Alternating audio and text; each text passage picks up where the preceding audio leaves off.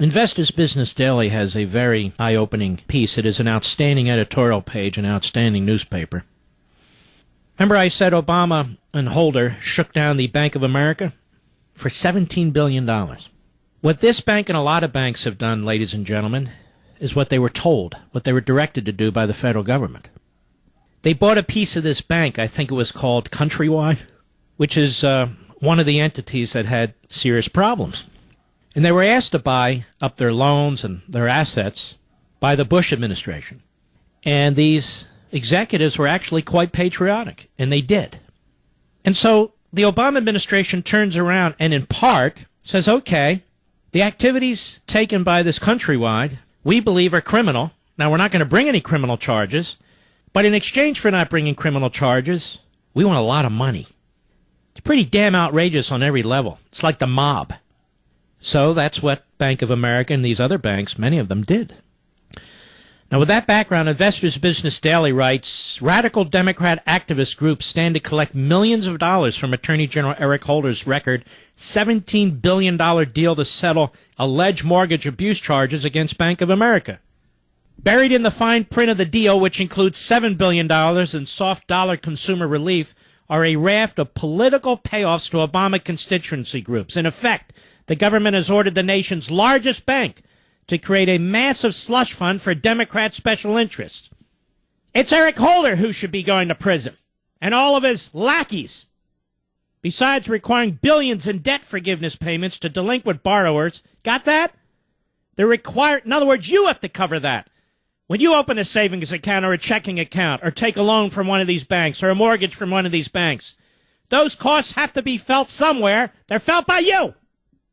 Besides requiring billions in debt forgiveness payments to delinquent borrowers in Cleveland, Atlanta, Philadelphia, Oakland, Detroit, Chicago, and other Democrat strongholds, and up to $500 million to cover personal taxes owed on those checks. The deal requires Bank of America to make billions in new loans while also building affordable, low-income rental housing in those areas. This is so damn corrupt. So this private company, where many of you may have a savings account or a checking account or what have you, is being told where to build apartments, what loans it has to cough up, where to make investments in order to avoid indictments. If there are leftover funds in 4 years, listen to this. The settlement stipulates the money will go to Interest on Lawyers Trust Account, IOLTA, which provides legal aid for the poor and supports left-wing causes, and Neighbor Works of America, which provides affordable housing and funds, a national network of left-wing community organizers operating in the mold of Acorn. In fact, in 2008 and 9, Neighbor Works awarded a whopping $25 million to Acorn Housing. In 2011 alone, Neighbor Works shelled out $35 million in, quote, affordable housing grants to 115 groups, according to its website. Recipients include the Radical Affordable Housing Alliance, which pressures banks to make high-risk loans and low-income neighbor. This Obama mob organization is just beyond belief. What's going on with this Justice Department, this Injustice Department, which is what I've been calling it for years. That's what it is. To shake down $17 billion from the Bank of America, that fraud, that phony attorney general going on and on about how this bank ripped off consumers when we know they were forced to purchase a part of the Countrywide asset agenda, ledger. And now look at this.